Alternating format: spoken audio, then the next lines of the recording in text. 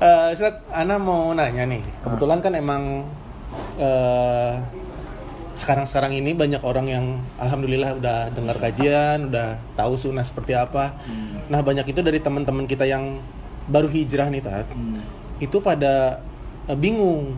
Soalnya dia nggak tahu abis resign mungkin dari kerjaan dia yang riba atau enggak yang ya nggak halal lah ya, di tempat-tempat yang mungkin banyak ngejual yang haram juga.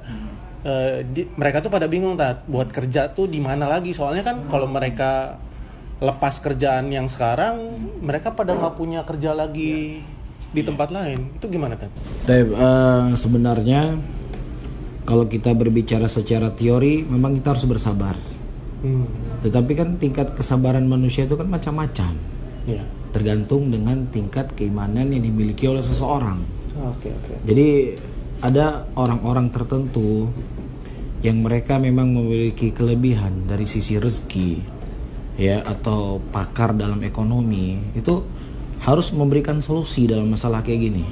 Karena Nabi kita SAW bukan hanya mengajak orang kepada Islam, kemudian sudah dilepas gitu saja, atau mengajak orang hijrah dari Mekah menuju Madinah kemudian ditinggalkan begitu saja, tidak. Tapi Rasulullah SAW memberikan solusi kehidupan mereka. Jadi bukan hanya akhi sabar ya, inilah perjuangan dalam memegang teguh di atas sunnah. Enggak hanya sebatas itu solusi yang diberikan oleh Rasulullah. Rasulullah pernah mempersaudarakan Abdurrahman bin Auf, sahabat yang datang dari Mekah, dengan Rabi, seorang sahabat dari Al-Ansar. Jadi dipersaudarakan oleh Rasulullah untuk memberikan solusi kepada Abdurrahman bin Auf yang dia meninggalkan pekerjaannya. Dia meninggalkan kampung halamannya. Dia nggak punya rumah, nggak punya ini, nggak punya itu. Nah, ketika Rasulullah mempersaudarakan dan memberikan solusi kepada Abdurrahman bin Auf, Rabi memberikan solusi. Nah, solusi yang diberikan oleh Rabi pada waktu itu, sahabat Rasulullah dari kalangan Ansar, ya Abdurrahman, saya memiliki 2 petak tanah. Silakan engkau mengambil satu di antara 2 petak tanah yang kau inginkan, aku berikan kepadamu. Dan saya memiliki 2 orang istri loh. Ya, istri. Ya, engkau pilih mana istriku yang paling cantik. Selesai masa idah, kau kawini dia. Ini kan solusi, dan ini terjadi di zaman Nabi SAW. Jadi bukan hanya kita cuman sekedar ayo hijrah. Kamu keluar dari kerja yang haram, nggak boleh, nanti kamu kalau mati begini dan begini.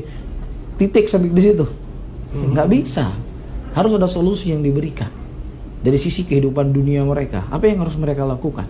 Seperti Rasulullah mempersaudarakan sahabat dari kalangan Muhajirin dengan sahabat dari kalangan Ansar. Nah, begitu juga ketika Rasulullah SAW berhasil merebut kota Mekah, itu Rasulullah memberikan harta rampasan perang yang sangat banyak kepada orang yang baru masuk Islam. Untuk apa? Untuk mengambil hati mereka. Karena orang yang baru hijrah itu hatinya kan masih bimbang lah, goyang. Ya, oke, misalnya dia bisa bersabar, tapi dia punya istri. Istrinya belum tentu bersabar. Oke, istrinya bersabar, dia punya anak-anak. Kadang-kadang anaknya nggak bisa bersabar. Jadi memang harus ada dibuka lapangan pekerjaan. Mungkin orang-orang yang punya kelebihan rezeki, ya orang-orang yang mereka ahli dalam ekonomi, ya mereka bekerja sama dengan para ustadz mungkin menyentuh hatinya. Ya, orang yang punya kelebihan rezeki atau punya taktik bagaimana cara dia berbisnis, dia membuka lapangan pekerjaan. Ya, jadi jangan hanya cuman sekedar seperti kita bilang tadi, sabar, oke sabar. Tapi perut jalan terus ini. Iya enggak? Ya makanya perut jalan terus, listrik harus bayar, air harus bayar, rumah harus sewa. Kan nggak mungkin makan sabar aja.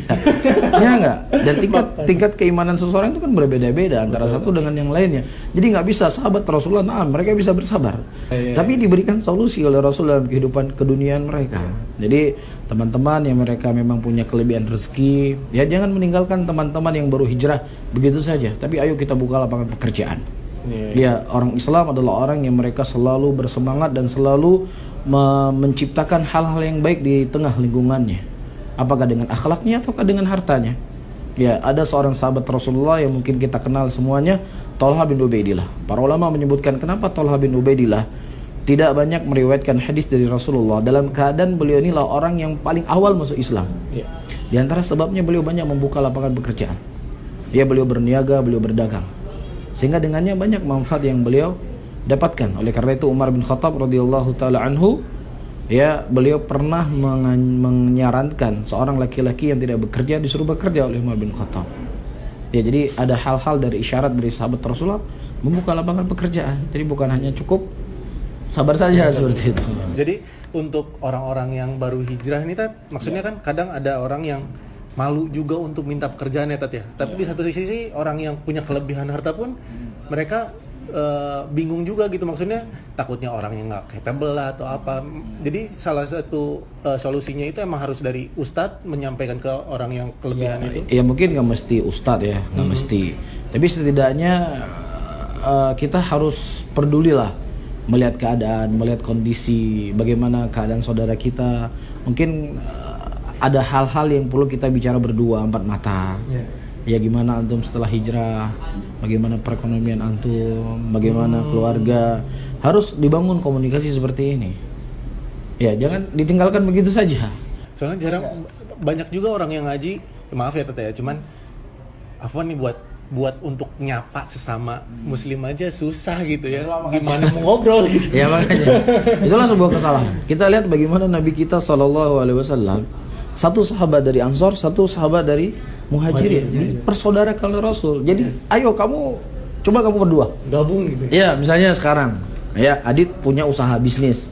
Ya, bisnis apa? Bisnis baju ya. Bisnis baju begini dan begini. Udah, Adit, antum punya bisnis. Ini ada beberapa orang teman-teman yang baru hijrah, coba Adit urus mereka berdua.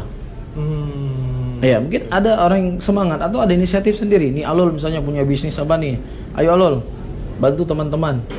Ada 3 orang nih baru hijrah, coba mungkin bisa dibantu cara berniaga dan lain sebagainya. Reza juga seperti itu misalnya. Jadi harus ada kepedulian.